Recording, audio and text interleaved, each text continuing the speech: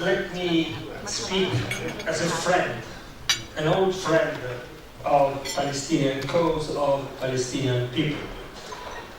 Let me speak frankly, because I want to face a difficult issue.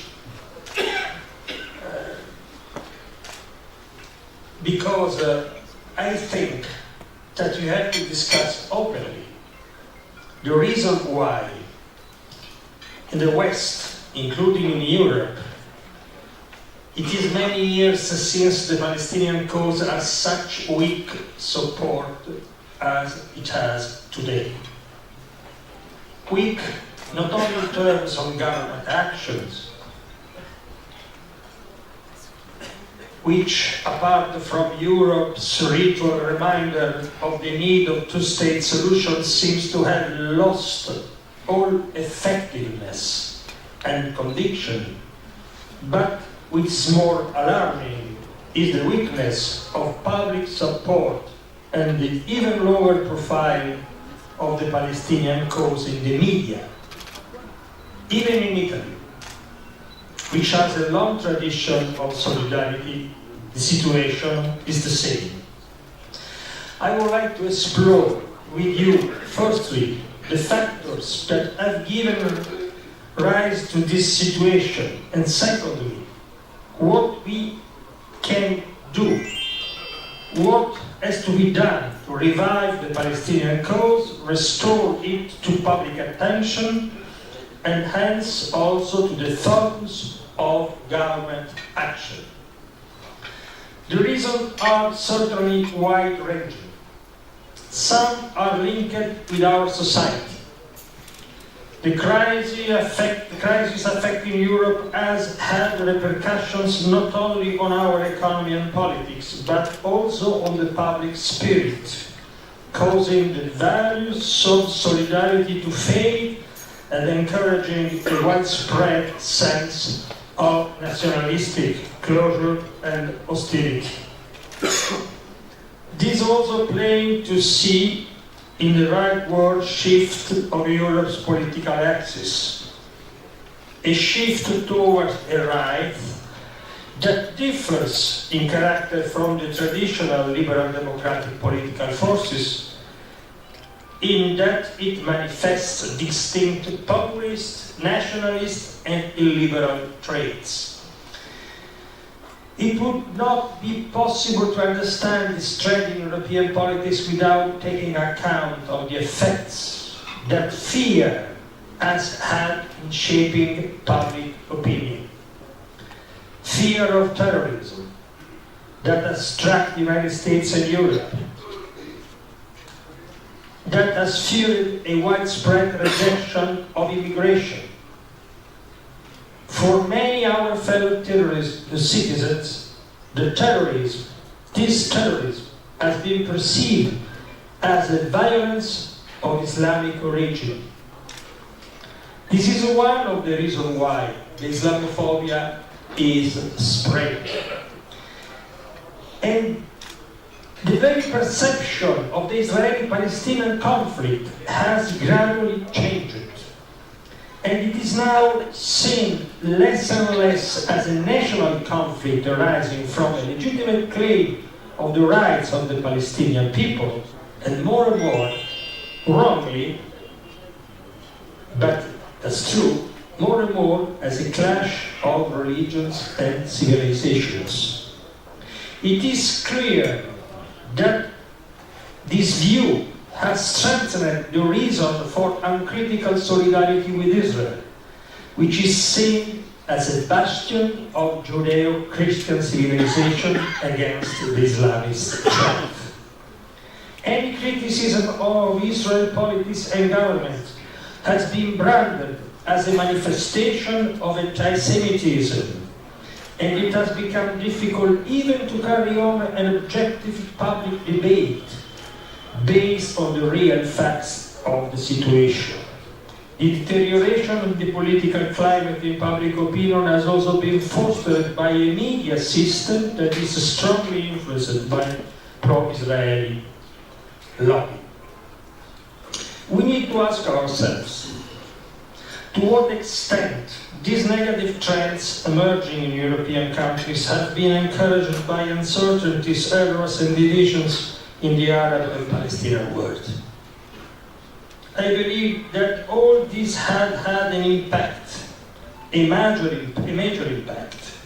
The unresolved division between Palestinians has had an impact by making the West Bank and Gaza look like two separate entities that clearly cannot together represent the core of a credible state. I would add that this split has paralyzed Palestinian political life and has worn away the democratic legitimacy of those who currently represent your people on the war stage. The conflicts stirring at the Arab world, fueled by the Arab Springs, and still manifesting themselves with tragic results, like in Syria, Libya, have all had a major impact.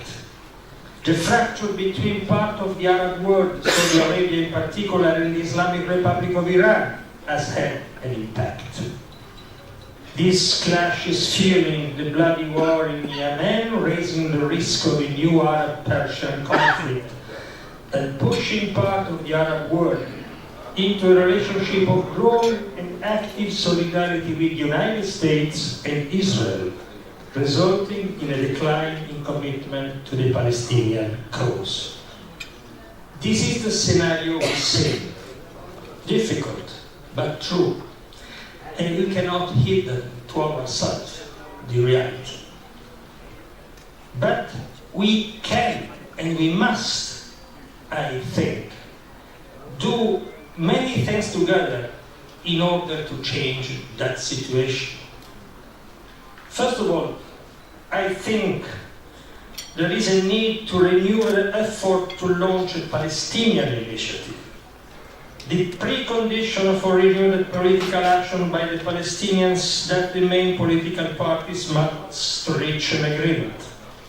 Negotiations over this agreement have been going for a long time, without any clear idea emerging of what is being discussed and what prospects there are for any agreement to actually be signed and implemented.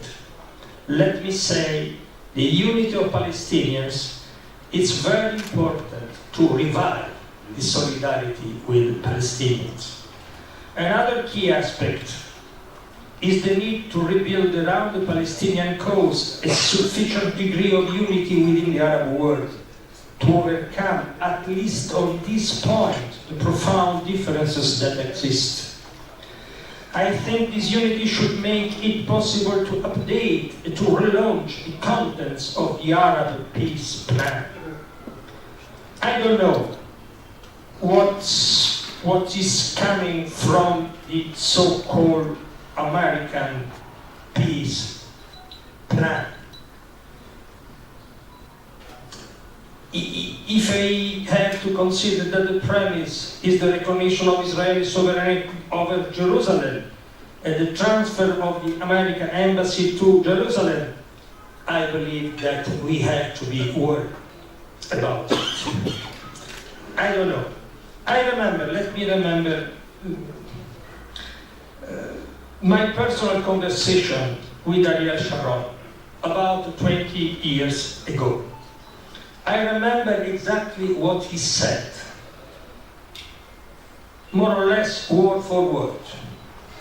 We are willing to accept areas administered by the Palestinians without army, within Israeli borders, which Israel would retain responsibility for security and controlling the movement of people and goods. If the Palestinians want to call this a state, we have no objection to that.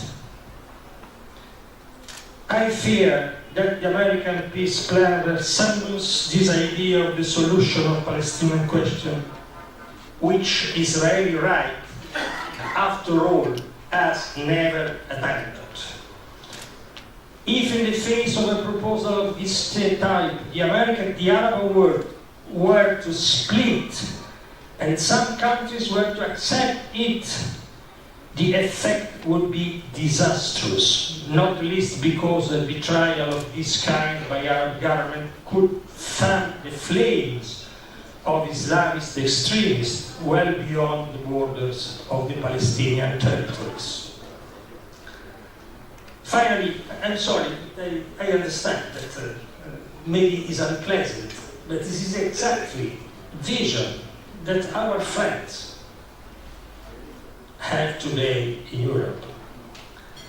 Finally, let me quickly say, it's not the interest of the Palestinians, the escalation of the Arab-Iranian conflict.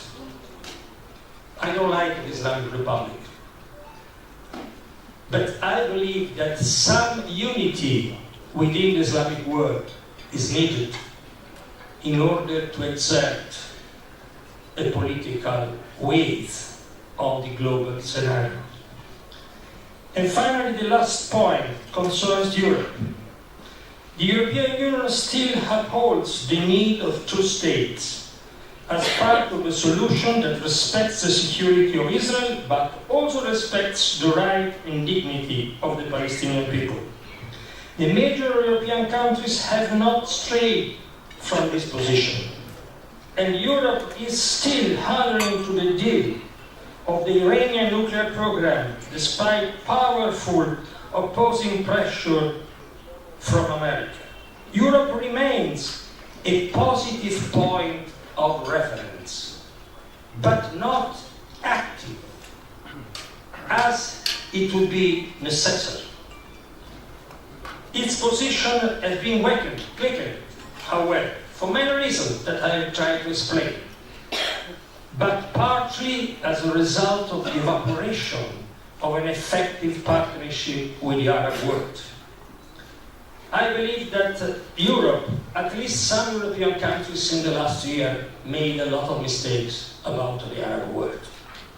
Hearing the idea that a Western democratic model could be exported to the Arab world, it was a mistake. One of the consequences was the destabilization of a part of the Arab world. Now, Europe means to revive a strong Arab partner, political partner, economic partner, able to exert its influence effectively and intelligently, even in Europe, where the economic and financial presence of Arabs is far greater than that, for instance, of Israel, but remains infinitely less effective and influential.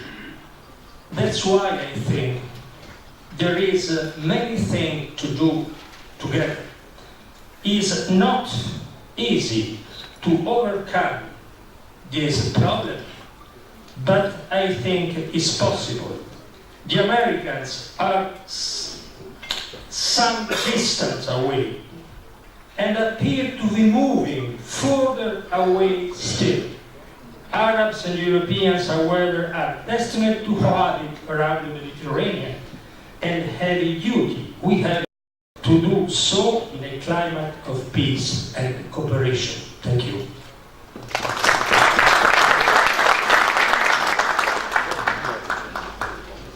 شكرا.